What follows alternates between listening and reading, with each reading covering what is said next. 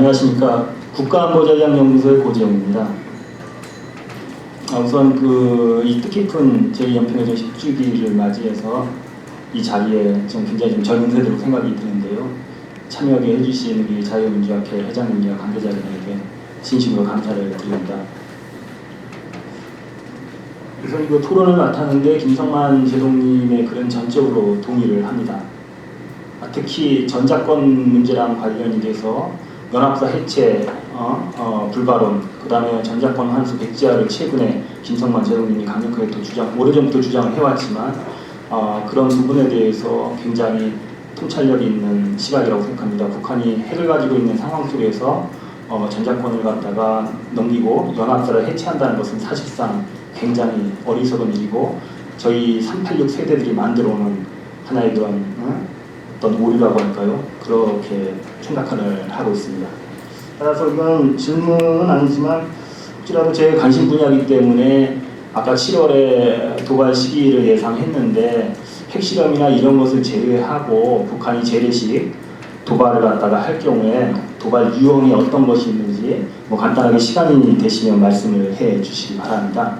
그리고 사실상 저는 이 군사 분야에 대해서 이렇게 잘 알지는 못합니다. 그래서 여러 선생님들 여기 계시지만 오늘 제가 말씀드리고 싶은 것은 바로 김정은 체제하에서 지금 북한군이 변화하고 있다는 부분에 대해서 말씀드리겠습니다.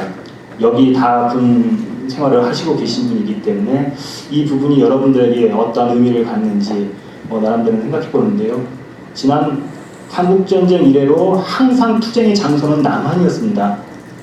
여러분들이 더 잘 알 것입니다. 왜 우리는 남남 갈등만 있지 북북 갈등은 생각해 본 적이 없죠. 옛날에 제가 어릴 때 이철승 선생이 그랬습니다.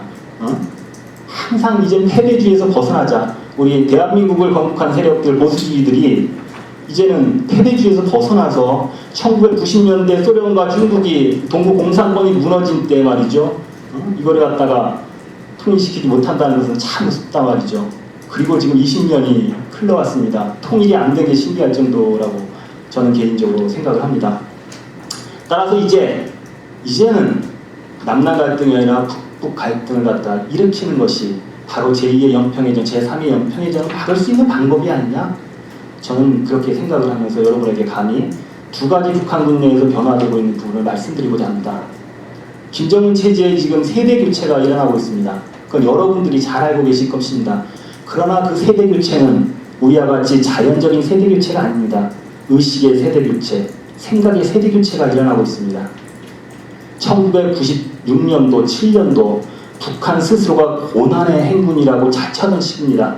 길거리에 사람들이 밥을 못 먹어가지고 군인들이 누워있고 죽어가고 있던 그 시기에 김일성 종합군사대학을 졸업하고 강건 종합군사대학을 졸업한 북한군 소위로 입대한 사람들이 지금은 북한군 김정은 체제하에서 다들 북한군 대대장으로 되어 있었습니다. 1997년도 밥 못 먹고 추위에서 떨면서 공부했던 산간 오지에 있었던 북한군 중위들, 그 다음에 상위들, 대위들, 위관급들이 지금 김정은 체제하에서 다들 연대장 하고 있습니다. 그 위에 소자, 중자, 이 계급들은 지금 사단장까지 올라가 있습니다.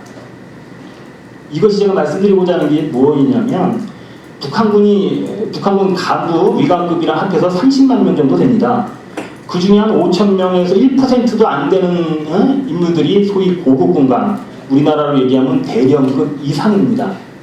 나머지들은 전부 다 위관급으로 97년도, 8년도 그 고난의 행군 시기에 상당히 군대에 들어가서 먹을 것 없는 그 시기에 바로 사회주의 시장과 함께 살아왔던 부패의 사슬에서 벗어나지 못했던 그런 사람입니다. 이것은 굳이 그 탈북자들의 증언을 찾지 않아도 나타납니다. 김정일이가 북한 시장에서 첫 번째 금지하는 게 연유입니다. 기름이죠. 두 번째 금지하는 게 군수품입니다. 북한에 돌아다니는 시장에서 돌아다니는 90%의 바지는 군복입니다. 북한 시장에서 돌아다니는 신발의 90%는 군화입니다. 바로 이 시장과 함께 그 어려운 시기에 자라났던 위관급 장교들, 소자, 중자, 이런 중령들이죠. 우리나라식으로 얘기하면 이들이 지금 김정은 체제에서 사단장, 연대장, 대대참모장 다 올라가 있습니다. 이제 그러면 지금 여러분들이 텔레비에서 보고 계시는 최고 수뇌부라는 게 있습니다. 별 4개 달고 대장 되고 이런 사람들이 있죠.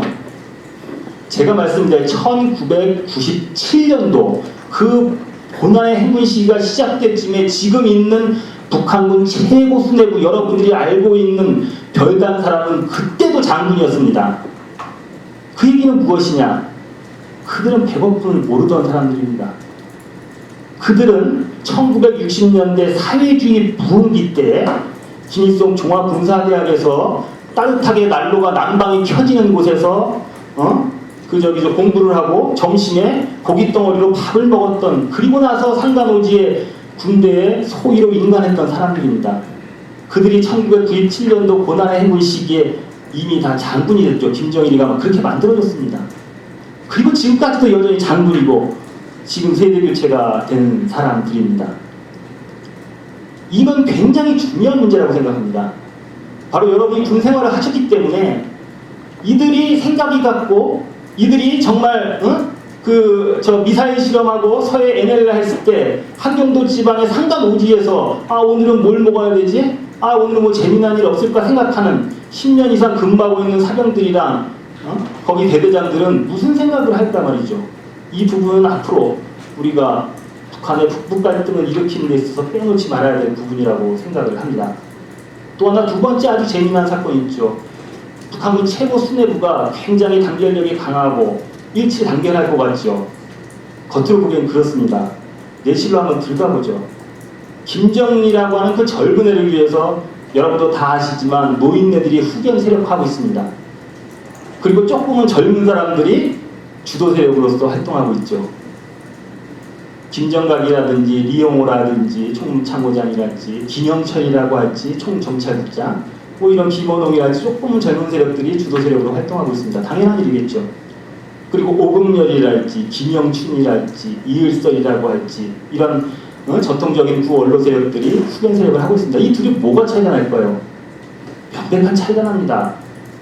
하나는 한국전쟁을 경험한 세대고, 지금 여러분이 알고 있는 인민무력부장 이하 모든 군의 장성들 한국전쟁을 경험하지 않은 세대입니다.